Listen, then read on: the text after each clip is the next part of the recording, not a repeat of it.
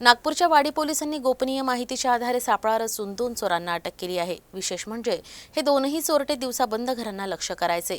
त्यांच्याकडून सुमारे 3 लाखांचा चोरीचा मुद्देमाल जप्त करण्यात आला आहे। या चोरट्यांनी नागपूर शहरासह ग्रामीण भागात अनेक ठिकाणी चोऱ्या केल्या आहेत। अटक करण्यात आलेल्या आरोपींमध्ये तरुण उर्फ तुफान मेश्राम आणि अमन बारसागडे यांचा समावेश आहे। विकासनगर खडगाव रोड इथं राहणारे सुरेश राठोड यांनी घरात चोरी झाल्याची तक्रार दिली।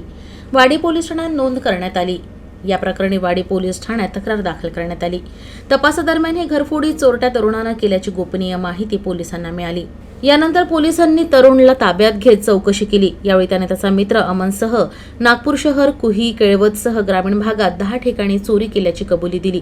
या दोघांना अटक केल्यानंतर त्यांच्याकडून जवळपास 3 लाखांचा मुद्देमाल जप्त करण्यात आला।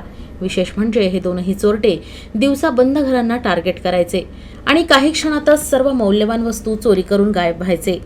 गुप्त बातमीदार त्याचप्रमाणे सीसीटीव्हीच्या मदतीने तरुण उर्फ तुफान अशोक मेश्राम राहणार आहे जुनी कामठीचं आणि सध्या वैभवनगर टेकडी नागपूर व त्याचा सहकारी अमन मधुकर बारसागडे हा गौतम नगर येथील राहणाऱ्या टेकडीवाडीतील या दोघांना ताब्यात घेतलेला आहे आणि त्यांच्याकडून चौकशी करून त्यांनी एकूण 10 ठिकाणच्या घरफोडी केल्याचं मान्य केलं।